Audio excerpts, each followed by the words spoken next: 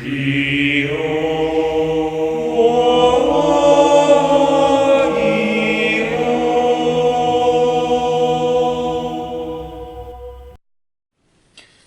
guys, Jake here with another deck profile, and today I'll be doing my Battlewasp deck profile.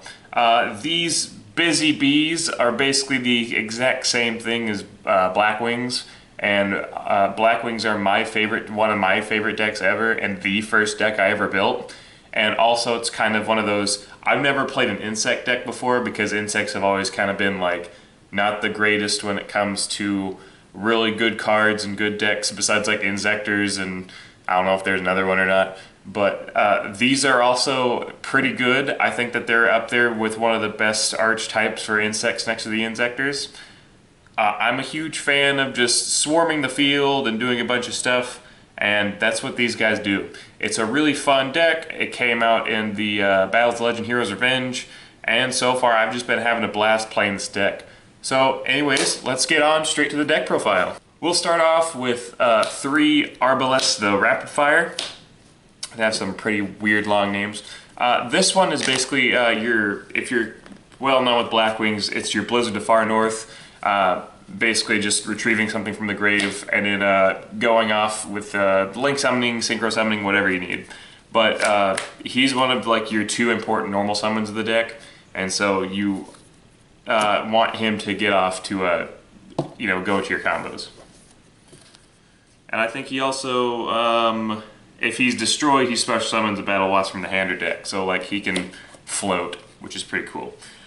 Your most important normal summon of the deck is going to be 3 Sting the Poison. He's your Stratos, your Searcher of the deck, which is also pretty cool with his other effective, like once per turn, during your player's turn, you tribute another insect to negate a monster's effect. So it's like an effect veiler, but you tribute something. So just put a bunch of monsters in the field, and if you want to keep him just for an extra negation, and just ditch something you don't need and then negate something, which is pretty cool. But him and Arbalest are like the 2 important normal summons of the deck. Next we have a playset of Twin Bow the Attacker. He attacks twice, as in the name, and also he's just another Battlewasp to summon to the field. Just if you control a Battlewasp or an insect, just summon him. So that's just putting another body on the board, which, that's always good to have. Next we run 3 Pin the Bullseye. I like this guy, he's pretty cute. Basically, just if you control an insect, summon him. And then he has the Sparks effect, which is for every pin you control, you burn for 200. Because Trick Stars are cool, but B-Force can do the same thing. And also, sorry about the whole B-Force Battlewasp. There's kind of a whole, like, they're the B-Force, and then it's the Battlewasp, and all that such. So you'll hear me probably trying to say Battlewasp and say B-Force. So besides that, yeah, it's just another body on the board, and just burns for 200, and then you can like do a max of 600 damage, because that 600 could be what helps you win the game. Next we run 2 Dart the Hunter. Now this one's your hand trap. Not a lot of people will, either people will run like 1 or none of this guy. I just want to, I like the hand trap effect. So he has 2 effects. Basically, if your Battlewasp kills over one of your opponent's monsters, you ditch this like an Honest or a Kalut or whatever, and then you deal damage equal to the monster you just killed.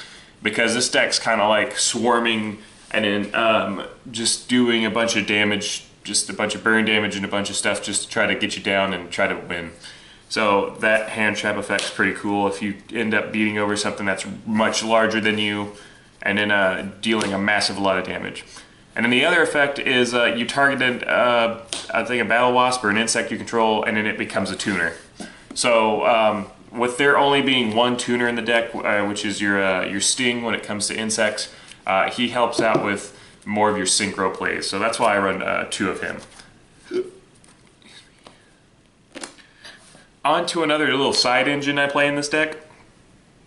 I'm running 3 Wind Witch Ice Bell. I'm running the Wind Witch engine. 3 Ice Bell, and then you got your 2 glass bell, and then you got the 1 snow bell. I'm running these because with the deck, it's all almost wind, and you're basically going to be locked out to, with this engine, you'll be locked out to wind, which is not a problem because with your Battlewasps, you can tell that they're all wind attribute. So this doesn't hurt you. Now with them, some of them are like, they can only be insects. So this is kind of like if you open up and you don't want to summon any insects, or you just kind of just want to open up with a good board, then this is a really good package for the deck. I would suggest playing this package. Next, for the other stuff, the rest of the monsters, we have 2 Aztecapede and 1 Doomdozer. I'm running these just for bodies on the board, and also they have some pretty good attack. This is just a beat stick you want in the deck with the cool effect of just milling your opponent. And then he does the same, but he's level 4, and this just puts another body on the board for more synchro plays. So that's the reason that I run this, is because you can synchro summon and then you'll put a bunch of insects in the graveyard and then just summon him, and then you can synchro climb, or you can go for another link or whatever you're needing. So that's the reason I'm running these, and then just he's a big beat stick. On to the spells. We run 3 Revival Swarm. This is your Monster Reborn of the deck, and it also has a banishing effect to protect your Battlewasp from battle or card effects during your opponent's turn. So you'll reborn something you need, do whatever you gotta do, and then this will just protect it from destruction. Which is pretty cool because you'll be summoning like kind of big boss monsters and you want to keep them on the board, and so this helps protect them and is also, you know, just a monster reborn for them, which is really cool. Next we run 2 Summoning Swarm. This is your basically soul charge of the deck. You target however many battle wasps you control, or sorry, in your graveyard, and for every monster your opponent controls, you summon that many. So you just brings out the field, bunch of battle wasps, and then you just go off with whatever you need to do, get off your plays, and just beat over your opponent, which is pretty cool. We run 3 Insect Imitation. This basically just puts something in the graveyard and then summons something else, and then just being able to rise up your levels to go to a synchro play that you're needing. And that's really why I play this card, is you'll summon something, and then if you can get out a tuner or something like that, and you're like, oh, I want to summon level 8, but this is what I have, then this just helps go into whatever you're needing to summon to help you synchro summon, basically. So that's why I play this card. Next we run 3 Called by the Graves, because we have the Wind Witches, and then we have the Sting the Poison, and the Arbalest, the Strato Searcher, and the Summon from the Graveyard one, and we want to make sure that their effects are going to go through so that we can go off with our combos. And so this just helps protect those. Next we run 2 Twin Twisters, because nobody likes back row.